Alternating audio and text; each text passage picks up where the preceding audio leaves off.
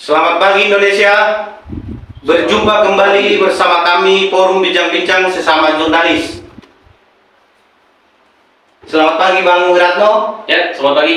Selamat pagi Bang Rukmana. Pagi juga. Kali ini kita akan berbincang-bincang laporan wali santri mengenai terkait tudingan Ken Setiawan dan Heri Prans tentang santri boleh berzina asalkan bayar 2 juta, dan berita bohong penistaan dengan nomor laporan polisinya saya bacakan Bang ya. LP garing B garing 168 garing 6 angka Romawi garing 2023 garing SPKT garing Bareskrim Polri. Nah, yang ingin saya tanyakan nih Bang, boleh ke Bang Wiratno dulu ya Bang ya. Haruskah Ken Setiawan dan Heri Prans dilaporkan ke polisi? Iya, silakan Bang. Makasih lah ya. Jadi menanggapi perkembangan yang terjadi terhadap polemik Pondok Pesantren Al Zaitun dan juga perkembangannya sampai detik ini. Jadi sebelum saya menjawab tentang apakah perlu Ken Setiawan ini dilaporkan terkait beberapa tuduhan yang telah dianggap oleh wali santri telah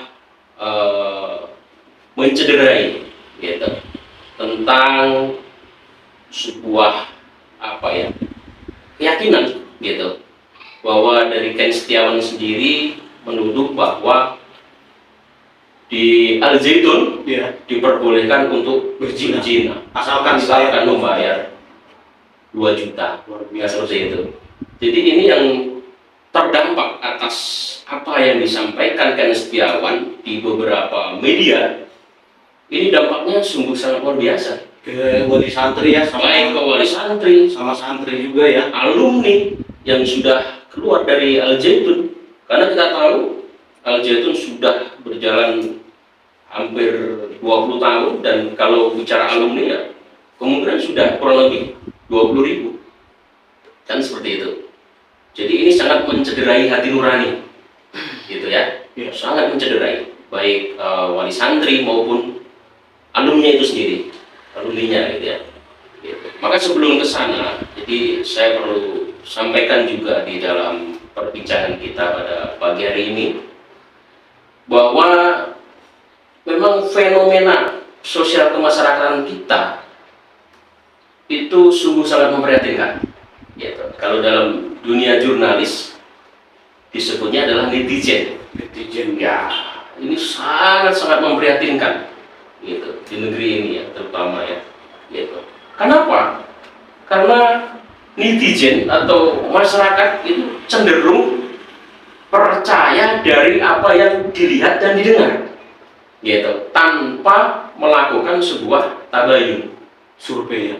betul, tabayun, gitu, atau klarifikasi terhadap apa yang dilihat dan apa yang didengar. Cek and rechecknya. Gitu. Jadi netizen atau masyarakat kita itu ya hanya menelan bulat-bulat saja informasi itu, menelan mentah-mentah saja informasi itu. Apalagi informasi itu didengar dan didapatkan dari seorang tokoh ataupun seorang ulama yang menjadi panutannya. Ini sangat berbahaya sekali, gitu.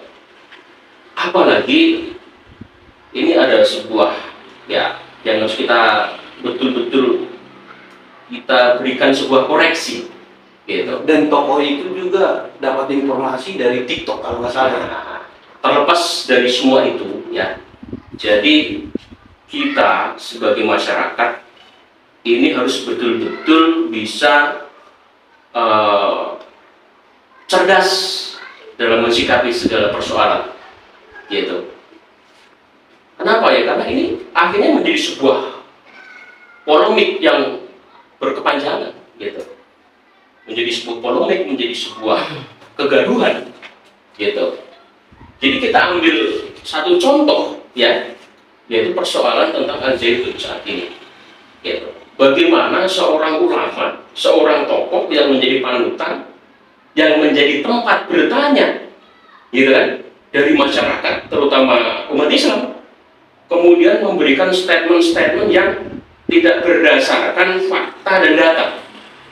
Gitu. Tadi Abang sudah sebutkan tadi, ada beberapa potongan TikTok, ya kan, yang itu dijadikan sebagai landasan dia berkomentar, gitu. Landasan dia menginformasikan kepada masyarakat di dalam sebuah tayangan podcast televisi nasional, gitu.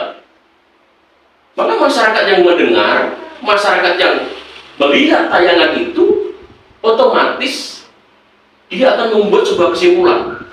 Wah, ternyata Al Zaitun seperti apa yang dikatakan oleh ulama tadi, gitu. Dikatakanlah Al Zaitun itu menyimpang, dikatakanlah Al Zaitun itu sesat, dikatakanlah pemimpin pondok pesantrennya itu terafiliasi dengan komunis.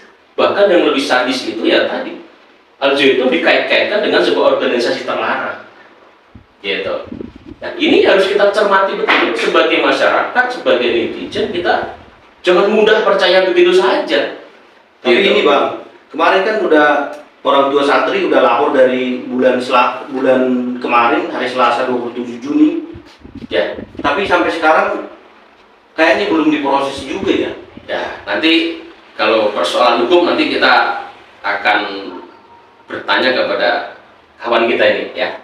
Saya di sini menyoroti tentang sosial kemasyarakatan kita yang saya anggap bahwa sosial kemasyarakatan kita ini hari ini sedang sakit.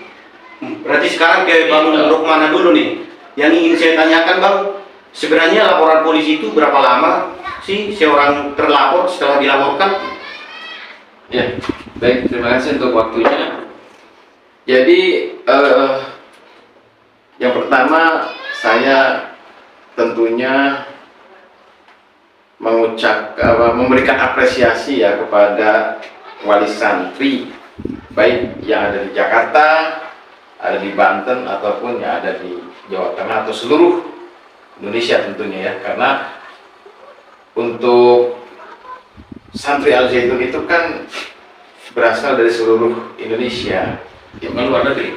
bahkan ada juga di luar negeri. Ya. Mengapa saya harus mengucapkan terima kasih kepada mereka? Karena mereka telah melakukan atau telah bertindak sesuai dengan haknya sebagai warga negara. Coba kalau kita bisa bayangkan ketika mereka tidak mengambil haknya atau mengambil langkah hukum, itu kan akan lebih berbahaya. Dengan contoh lain lah, ketika mereka melakukan cara barbar misalnya kan, atau mungkin si Ken Setiawan itu dicari ya kan, oleh seluruh wali santri se-Indonesia, apa itu nggak lebih bahaya lagi gitu kan? Jadi makanya saya secara pribadi, dan mungkin ini juga harusnya negara ya, dalam hal ini kepolisian, seharusnya juga menghormati hak hukum para wali santri yang sudah melaporkan Ken Setiawan atas tindakannya yang menuding, Bergaduh ya kan? Menuduh itu kan tuduhan, tudingan, ya kan? Karena kita harus mengedepankan yang namanya praduga tak bersalah, kan begitu. Kita kan tidak boleh menjudge sebetulnya, tetapi dalam beberapa kali pernyataannya Ken Setiawan itu kan sudah menjustifikasi bahwa Al Zaitun itu mengizinkan santrinya berzina asalkan dia punya uang 2 juta untuk menebus dosa. Ini kan betul-betul mencoreng, menyakitkan bagi wali santri. Jadi sekali lagi apresiasi pada seluruh wali santri yang sudah melaporkan Ken Setiawan ke Mabes Polri maupun ke Polda Banten, Polda Jateng, Polda DIY dan sebagainya. Karena itu adalah merupakan satu-satunya hak warga negara yang bisa diambil. Itu yang pertama, ya kan? Kemudian yang kedua, berkenaan dengan berapa lama proses pelaporan itu dilakukan atau ditindaklanjuti oleh Iya. penyidik kepolisian. Tentu saja kita harus mengacu kepada peraturan Kapolri ya. Dalam hal ini peraturan Kapolri nomor 6 tahun 2019, Iya. yaitu dalam pasal 3 ayat 5 ya, itu dinyatakan bahwa penyelidikan atau setelah diterimanya laporan dari pelapor, Ya, tentu saja kan tahapan berikutnya adalah harus dilakukan sebuah penyelidikan oleh pihak kepolisian. Penyelidikan itu meliputi pemanggilan si pelapor yang dimintai keterangannya gitu kan, kemudian pemanggilan si terlapor, dalam hal ini Ken Setiawan, dan juga berikut saksi-saksi. Jadi langkah itulah yang harus segera dilakukan oleh penyidik atau pihak kepolisian yang menerima laporan para wali santri tersebut. Itu alur daripada proses hukum yang harus dilakukan oleh kepolisian. Seperti itu. Seperti itu ya. Nah, bisakah disimpulkan Bang, yang membuat gaduh NKRI ini siapa sih? Apa Heri Pras, apa Ken Setiawan, dan Iman Supriyanto ya? Supriyanto. Siapa sih yang membuat gaduh NKRI ini? Emang Ya kalau saya sudah sangat jelas ya. Jadi bisa dikatakan Imam Supriyanto itu si Ken Setiawan itu adalah orang yang memberitakan atau yang memberikan atau yang mengisukan lah hal-hal negatif terhadap Al Zaitun, ya kan? Yang pertama tadi kan dosa bisa ditebus dengan uang 2 juta, kan seperti itu. Bahkan dia pernah mengatakan bahwa dia pernah mengantar 16 orang santri untuk dugem.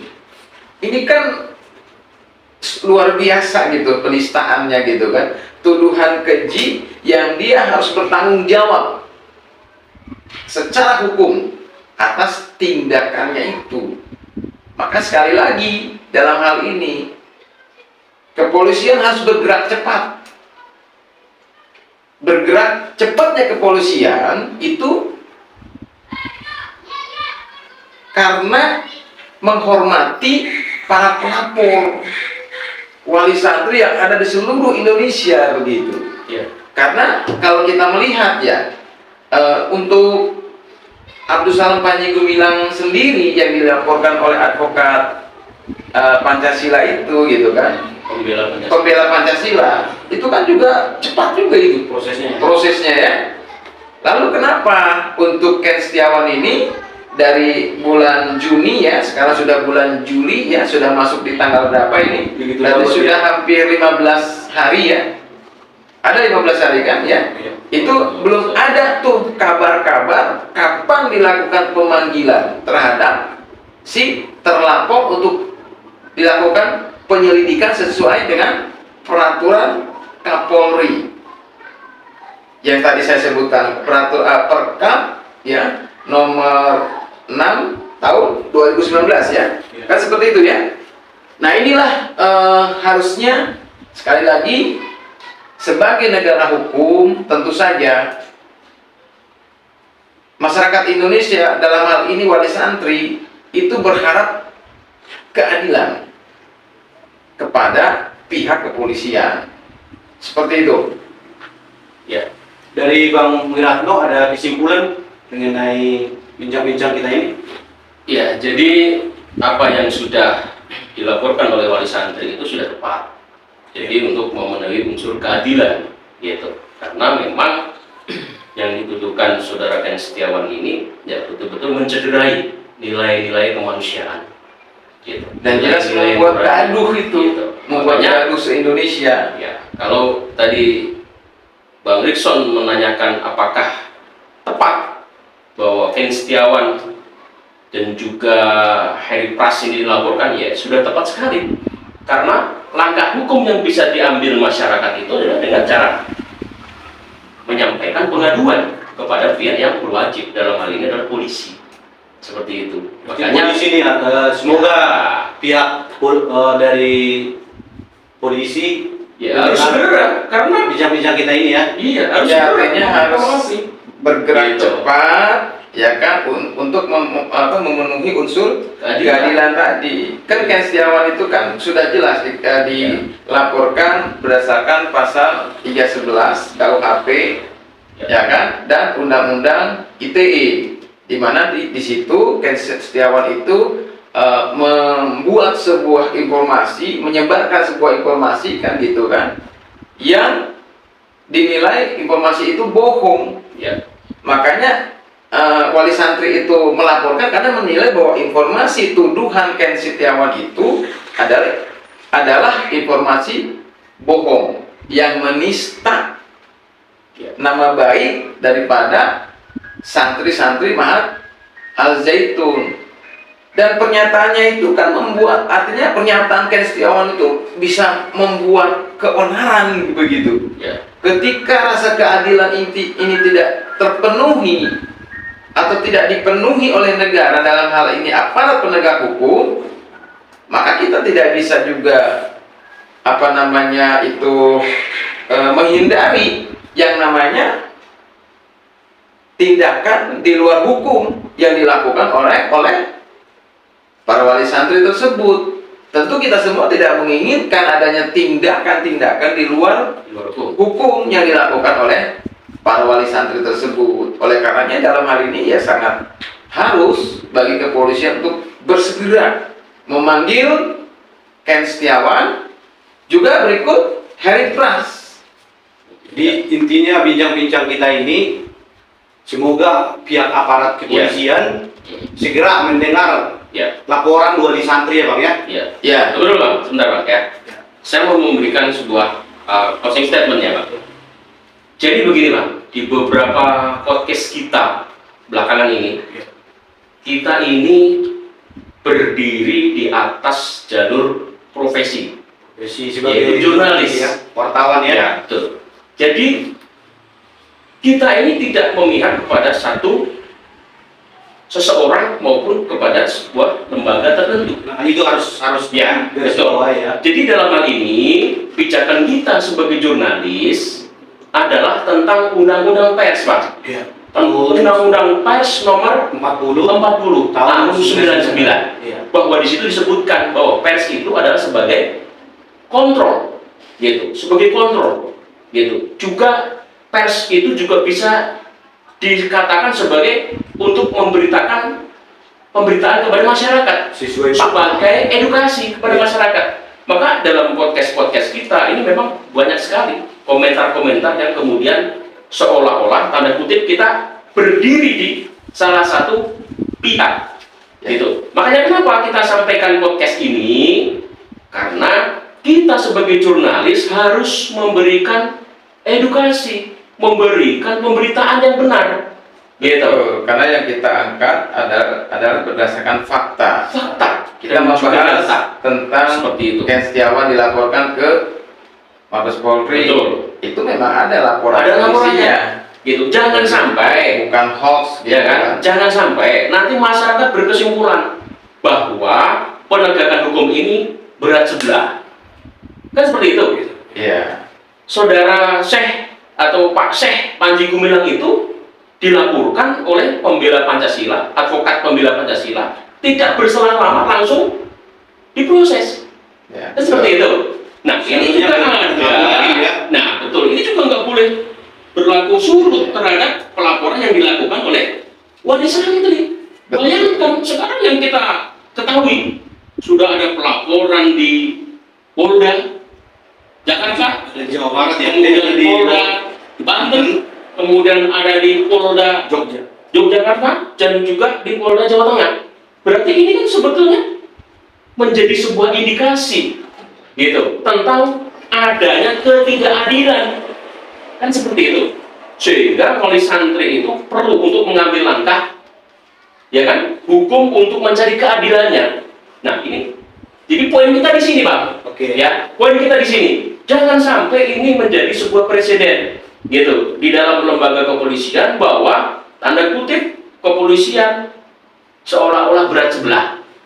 Gitu. Maka kita dorong gitu. Dari podcast ini kita dorong semuanya bahwa lembaga kepolisian pun juga harus memenuhi unsur keadilan.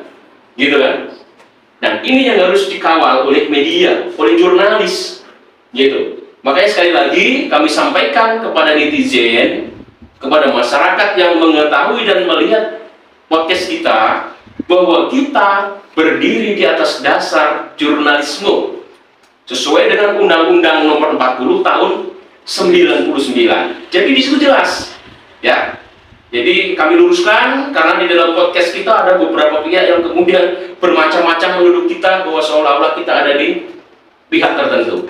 Ya, demikian Bang. Terima kasih Bang. Oke, terima kasih atas bincang-bincang kita hari ini Bang Siap, Bang. No, terima kasih Baik, Bang. Bang Rukmana. Siap. Semoga bincang-bincang kita ini bermanfaat bagi masyarakat luas. Semakin cerdas bangsa kita, semakin maju negara kita. Oke, selamat pagi. Baik.